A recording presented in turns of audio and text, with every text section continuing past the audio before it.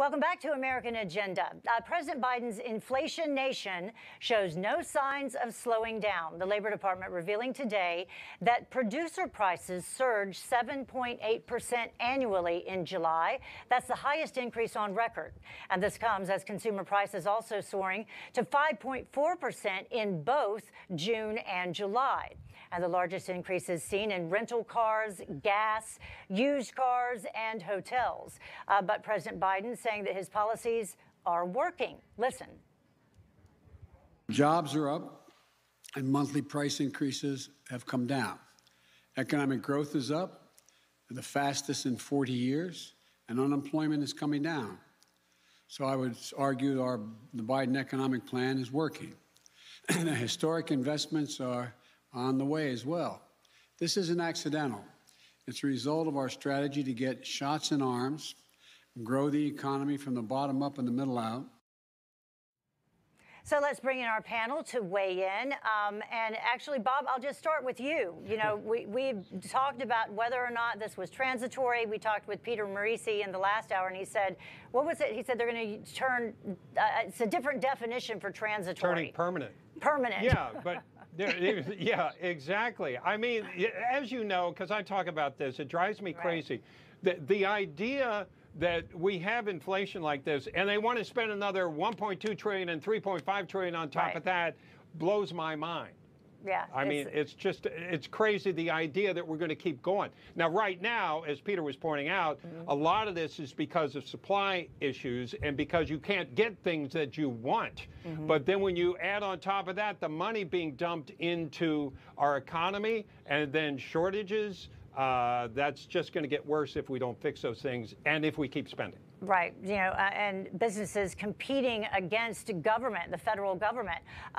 Take a look at this, Tony. The Wall Street Journal opinion board calling out the Biden's inflation problem in their new op-ed. It says Biden has an inflation problem. Real average hourly earnings have declined for 7 months. So you can add that to it as well. Tony. Now, first, I think you're absolutely right when you talk about what inflation has done to people who have been earning more and places have been paying more, because they are, and I think you bring up a brilliant point, Heather, they are competing with the federal government. If the federal government is going to continue to provide people dollars for staying at home, it is in some places having an effect on people getting back to work, and there could be other reasons to have labor shortages, but it is the private sector competing with the public sector, with the government. But in that clip you played of Joe Biden, I wish you had played the best part. Maybe you haven't. The part where he talks about gas prices.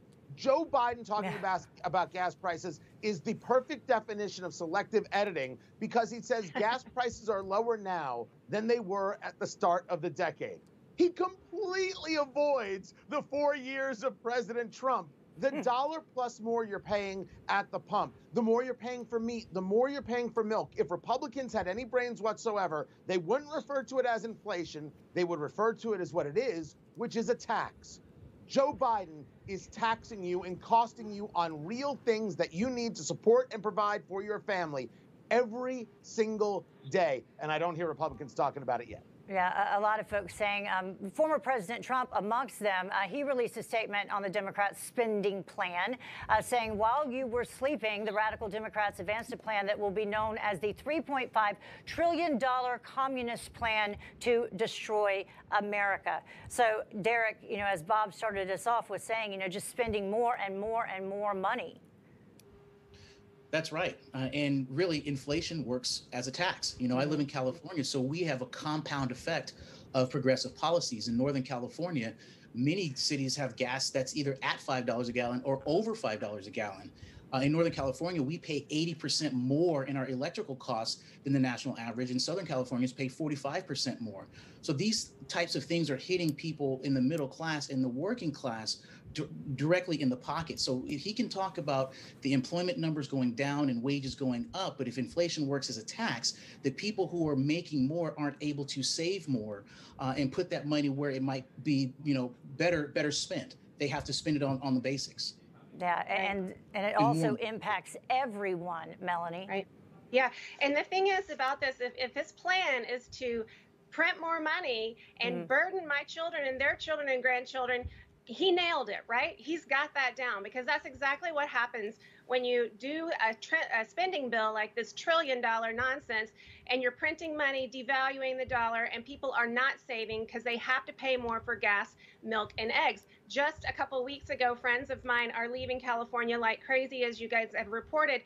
They had a contract with a moving company. The moving company kept hiking the price of the moving service. They ended up going with U-Haul. Listen to this, guys. They had to drive to Yuma to pick the empty U-Hauls up, bring them back to California, pack them, and then drive them out to Texas where they moved.